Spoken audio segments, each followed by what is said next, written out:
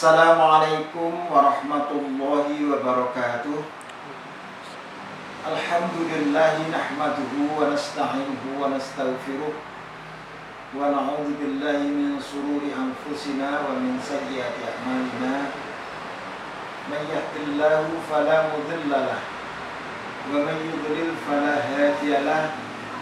Asyhadu an la ilaha illallah wahdahu la syarika lahu wa asyhadu anna Muhammadan abduhu wa rasuluh. Allahumma shalli wa sallim ala Muhammadin wa ala alihi wa ashabihi ajma'in. Amma ba'du.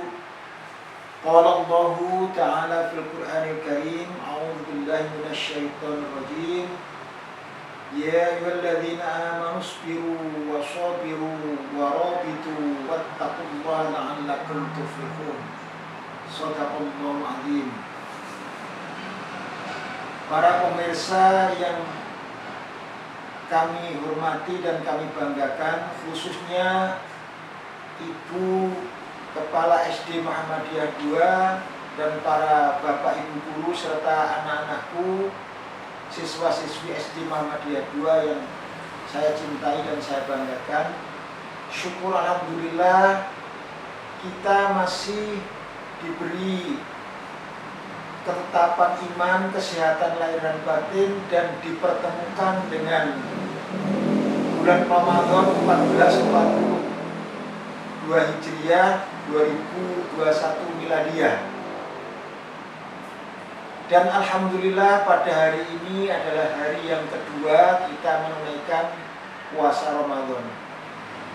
Semoga Allah Subhanahu wa Ta'ala senantiasa memberikan kekuatan lahir dan batin kepada kita semuanya, sehingga kita bisa menunaikan seluruh rangkaian ibadah Ramadan di bulan ini sampai akhir Ramadan, dan nanti bisa merayakan Idul Fitri tidak ada satu hal apapun. Dalam kesempatan ini saya diberi tugas untuk menyampaikan kuliah 7 menit atau kultum dengan tema sabar berpuasa di tengah pandemi COVID-19. Ayat yang saya baca tadi adalah surat Ali Imran ayat 200 atau surat Ali Imran ayat terakhir. Ya ayyuhalladzina amanu isbiru wa shabiru wa rabitu wattaqullaha la'allakum tuflihun.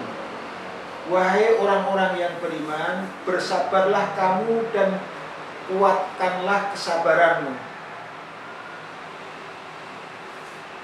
dan tetaplah bersiap siaga di perbatasan negerimu, dan bertakwalah kepada Allah agar kamu beruntung. Jadi yang dipanggil untuk sabar ini adalah orang-orang yang beriman, sesuai dengan surat yang saya bacakan tadi.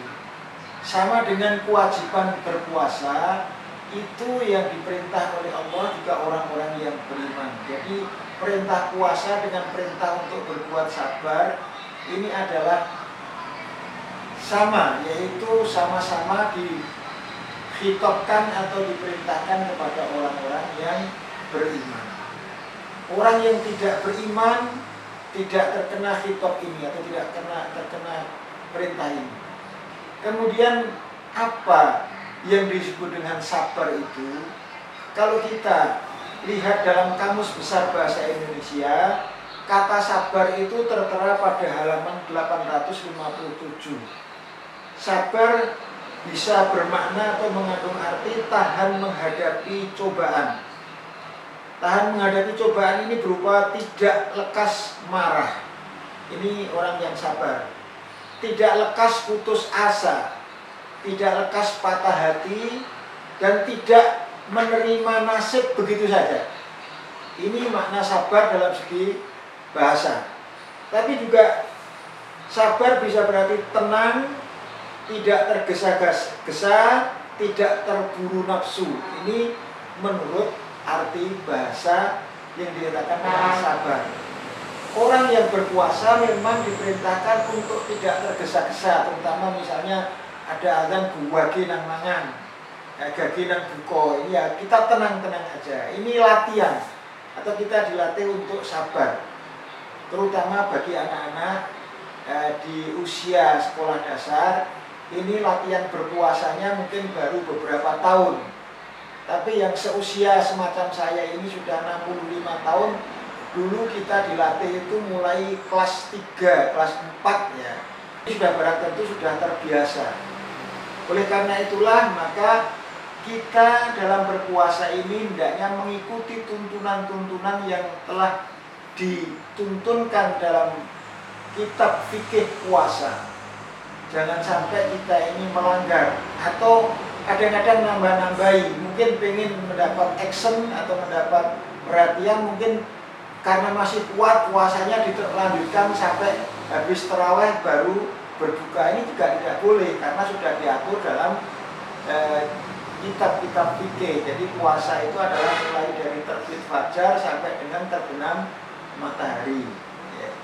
Ini aturan-aturan yang sudah ditetapkan. Jadi ikutilah, ayo kita ikuti aturan-aturan puasa, hukum puasa, kemudian sunat-sunat puasa ini sesuai dengan apa yang telah digariskan dalam kitab-kitab fikih. Dan di Muhammadiyah itu sudah ada petunjuk atau dari majelis takjil bagaimana tentang tata cara berpuasa, kemudian hukumnya bagaimana, caranya bagaimana, sudah diatur semua. Ini kita kembali pada masalah sabar.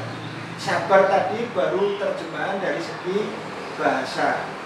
Kemudian sabar kalau menurut pandangan ahli tasawuf, ini banyak yang berpendapat bahwa sabar itu menurut Imam Al-Ghazali adalah tetap tegaknya dorongan agama berhadapan dengan dorongan hawa nafsu. Jadi manusia ini mempunyai dorongan atau dalam istilah bahasa Inggris drive, atau disebut dengan insting dalam bahasa Indonesia mungkin naluri, dalam bahasa Arabnya ghorizah. Jadi manusia itu mempunyai dorongan nafsu. Dan sabar ini menurut Imam Al-Ghazali adalah tetap tegaknya dorongan agama berhadapan dengan dorongan hawa nafsu. Dan sabar ini adalah merupakan sifat yang membedakan antara manusia dengan hewan dalam hal menundukkan hawa nafsu. Kalau manusia itu punya keinginan, dia akan terkendalikan dengan aturan, mungkin minimal aturan moral, aturan etika, dan aturan akhlak atau agama. Kenapa saya katakan ada moral, ada etika, ada akhlak? Kalau moral itu dasarnya ada kebiasaan di lingkungan itu, kalau etika itu dasarnya filsafat, tapi kalau akhlak itu landasan atau dasarnya adalah Al-Quran dan Sunnah atau Al-Quran dan hadis. Kemudian apa yang disebut dengan dorongan hawa nafsu itu? Dorongan hawa nafsu adalah tuntutan atau tuntunan syahwat, tuntutan syahwat dan keinginan yang minta untuk dilaksanakan, untuk dipenuhi. Jadi setiap manusia, bahkan makhluk hidup termasuk hewan, itu mesti ada dorongan nafsu untuk memenuhi apa yang diinginkan atau yang diharapkan. Lah manusia itu bedanya dengan hewan. Kalau hewan itu apa yang dorongan nafsu itu ingin disampaikan atau ingin dipenuhi ya dilaksanakan pada waktu itu. Tapi manusia ini diatur dengan akal. Kemudian akal itu bisa menciptakan etika, bisa menciptakan kebiasaan atau moral, bisa menciptakan akhlak yang itu dibekali oleh Allah dengan agama.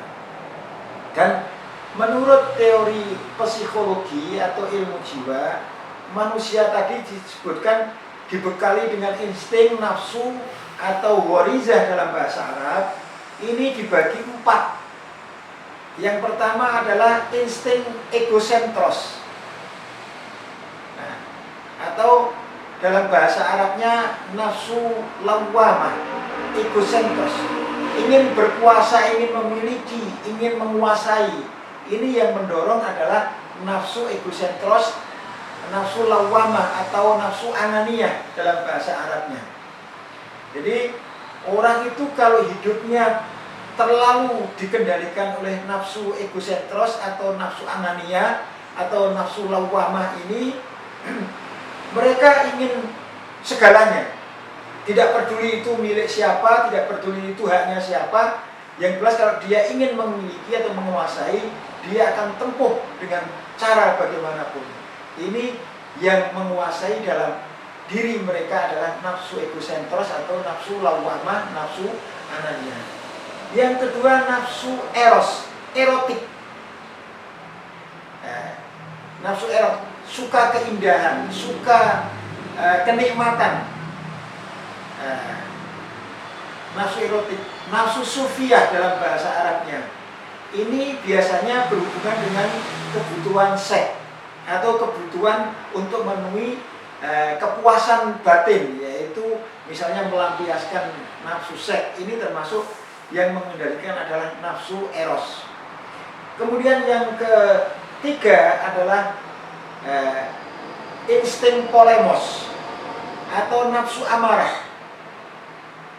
Misalnya orang begitu lewat di jalan raya habis hujan, dengan tidak sengaja sepeda motor nabrak air menggenang kemudian nyiprat ke wajahnya.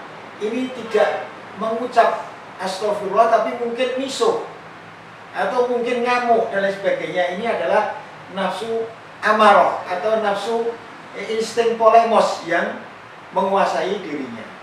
Kemudian yang terakhir adalah insting religius atau gorizah mutmainnah, nafsul mutmainnah. Nah inilah menurut tuntunan ajaran Islam, orang itu ada 4 nafsu, tapi hendaknya yang lebih dominan, yang lebih berkuasa, atau yang lebih menentukan, atau yang lebih mengendalikan dirinya adalah nafsul mutmainnah ini, atau insting religius, insting beragama. Jiwa orangnya tenang, sopan, damai, pemaaf. Ini adalah muncul dari dorongan nafsul mutmainnah. Maka dalam ayat Al-Quran surat Al-Fajr, ya, ayat-ayat terakhir, ya ayyatuhan nafsul mutmainnah irji'i ila rabbiki radiyatan mardiyah fadkhuli fi ibadi wadkhuli jannati. Wahai jiwa yang tenang atau jiwa yang dikendalikan oleh tuntunan ajaran agama, maka kembalilah kepadaku. Orang yang mati nanti yang akan disuruh kembali itu adalah nafsu mutmainnah, jiwa yang tenang itu. Oleh karena itulah kita dilatih untuk berpuasa, ini menahan diri, dimana kalau kita berpuasa sebelum waktunya, hal yang mestinya hak kita dan boleh kita nikmati, itu kita tahan. Yang namanya sabar itu adalah termasuk diantaranya menahan hawa nafsu. Di era pandemi ini kita dituntut untuk sabar. Dalam bergaul kita diminta untuk jaga jarak. Dalam bepergian kita diminta untuk pakai masker. Kemudian dalam berkerumun kita diminta untuk jaga jarak juga. Ini semuanya adalah dalam rangka untuk mengendalikan supaya kita tidak tertular atau kita menulari teman kita, sanak saudara kita, tetangga kita terhadap yang namanya virus COVID-19 yang ini sangat membahayakan. Oleh karena itulah para pemirsa, terutama para bapak ibu guru SD Muhammadiyah 2 Bojonegoro dan anak-anakku siswa-siswi, mari kita laksanakan puasa yang sudah kita mulai sejak kemarin ini dengan benar-benar sesuai dengan tuntunan atau dorongan nafsu mutmainnah kita, dorongan nafsu keagamaan kita yang lebih besar, lebih dominan. Jangan kita riak, jangan kita ini hanya mencari perhatian dari orang lain. Semuanya itu semata-mata limardatillah, mencari ridho Allah, kita pasrah kepada Allah. Itulah yang nanti akan dijanjikan Allah mendapat, akan ghufirallahu ma taqaddama min dzambi. Itu adalah imanan wa ihtisaban. Ini yang jelas dikendalikan puasa kita oleh nafsul mutmainnah atau insting religius, insting religius dalam bahasa Yunaninya gitu. Nah, inilah harapan kami. Mari kita lanjutkan puasa kita yang masih insya Allah masih baru 2 hari, ini masih kurang 28 hari. kita laksanakan sampai akhir, dan kita rayakan Idul Fitri 1442 Hijriah ini dengan tentram, dengan aman, dan kita tetap istiqomah melaksanakan apa yang menjadi perintah Allah serta meninggalkan dan menjauhi apa yang menjadi larangan Allah. Barangkali ini yang dapat saya sampaikan di forum ini, semoga ada guna dan manfaatnya. Mungkin ada hal yang kurang berkenan, kami mohon dimaafkan dan dimaklumi. Nasrun minallah wa fathun qarib wa basyiril mu'minin. Wassalamualaikum warahmatullahi wabarakatuh.